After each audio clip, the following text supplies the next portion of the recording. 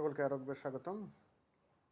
আজকে গ্রামারের একটি গুরুত্বপূর্ণ অংশ নিয়ে কথা বলবো। সেটি হচ্ছে সাবজেক্ট ভার্ব এগ্রিমেন্ট। যদি এই শব্দগুলো কোনো সাবজেক্টে থাকে সেক্ষেত্রে সাবজেক্ট সিঙ্গুলার হয়, যদিও এইগুলোর শেষে ইয়েস থাকে, অর্থাৎ এদের দেখলে মনে হয় এটা প্লুরাল বহুবচন, তো আসলে এগুলো একবচন অর্থাৎ সিঙ্গুলার। শব্দগুলো হলো নিউজ, ম্যাথমেটিক্স, ফিজিক্স, গ্যালোস, পলিটিক্স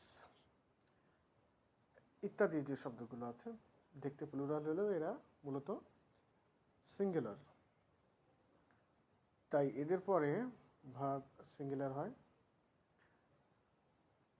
অর্থাৎ এই শব্দগুলো যদি কোনো সেন্টেন্সে থাকে তাহলে এদের পরে যদি যে ভার্বটি বসে সেটা সিঙ্গুলার হয়। যেমন এক্সাম্পল আমরা যদি দেখি তাহলে physics is my favourite subject. Physics subject হিসেবে বসেছে, এরপরে সিঙ্গুলার ভার্ব ইজ বসেছে।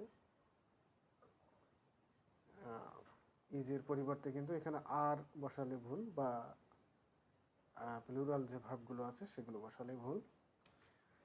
এবারে আরেকটি নিয়ম নিয়ে আলোচনা করব, সেটি হচ্ছে এ নাম্বার অফ দিয়ে যদি সাবজেক্ট শুরু হয় তাহলে ভার্ব প্লুরাল হয়, কিন্তু দ্য নাম্বার অফ দিয়ে যদি শুরু হয় তাহলে ভার্ব সিঙ্গুলার হয়। অর্থাৎ এ নাম্বার অফ ভার্ব প্লুরাল কিন্তু the number of verb singular. তার কারণ হচ্ছে দ্য নাম্বার অফ মানে নির্দিষ্ট করে দেওয়া সংখ্যাটা, আর এ নাম্বার অফ মানে অনির্দিষ্ট সংখ্যক, সেটা